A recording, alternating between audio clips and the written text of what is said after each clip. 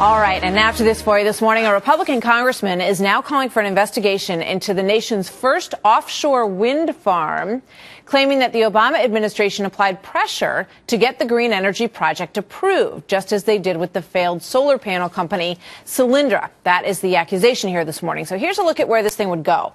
The Massachusetts Cape Wind Project, as it is known and has been hugely controversial in that area for the last 10 years, it basically puts 130 windmill-like turbines right into Nantucket Sound. But several lawmakers say that the FAA ignored safety concerns when they decided to greenlight the construction of this project, pointing to a 2010 PowerPoint document that reads like this, okay?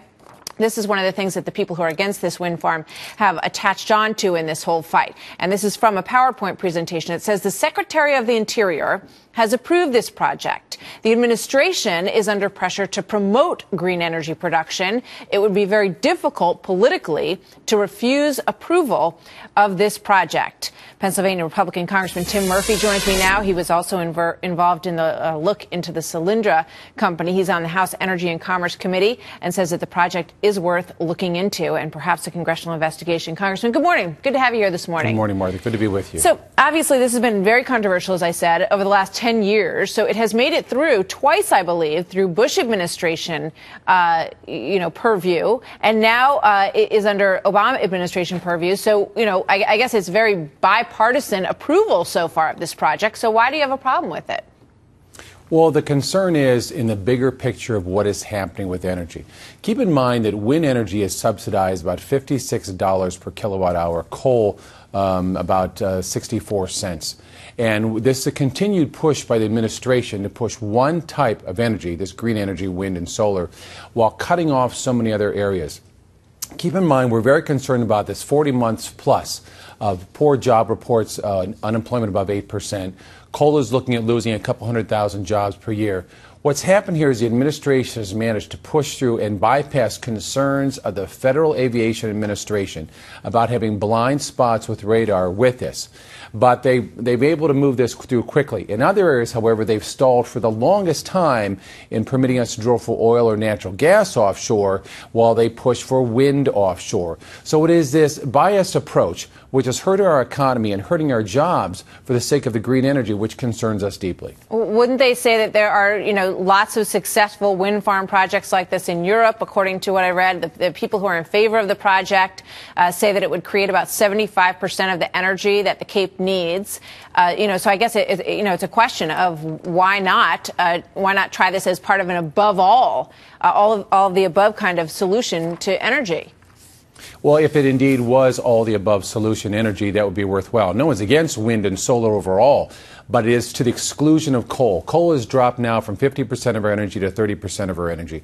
People can expect their their electric bills to increase by about 30 to 40% over the next few years. These are families who are already hurting from spending a couple of $1,000s more per year on gasoline will now be spending $300 or $400 more per year on electricity.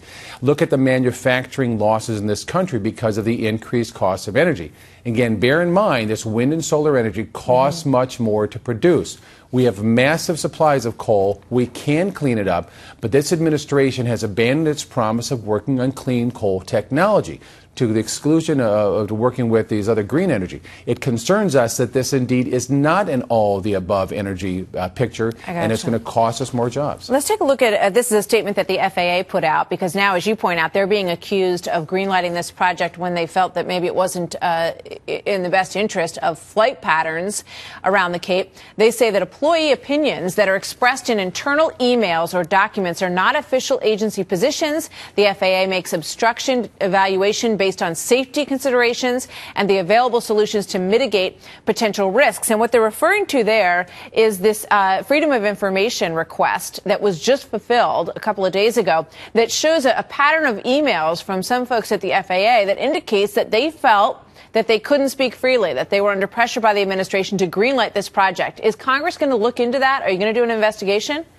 Sure, that's the very thing we need to look at. This administration, despite on its first day of office said it was going to be the most transparent administration ever, has been anything but that. Look at the way they've continued to block us on our investigation of Solyndra. Look at what they've done with Fast and Furious and so many other areas. We'd love to see exactly what the facts are here with the FAA. And look, if this is in a dangerous area, if it creates big blind spots for aircraft and for air traffic control, that's an important aspect we need to be taking a careful look at. It's interesting that Ted Kennedy, long a proponent during his life of environmental, making environmentally sound choices, was very much against this Cape Wind project. The whole Kennedy family has been very much against it, and that would no doubt put them at odds, I guess, with the administration on this and the prior administration. Well, and it's important to find out exactly why that was. Was that a factor because they didn't like the appearance of a location? Is it a public safety issue? I'm deeply concerned about the public safety of any of this. But let's also remember the massive loss of jobs when we've had a huge job market that's been a problem, and more manufacturing jobs leaving our country as well. All right. Thank you so much, Representative Murphy. Good to talk to you today. We'll see where this one goes. Good to talk to you. Have a great day, Martha. You too. Yeah. New concerns about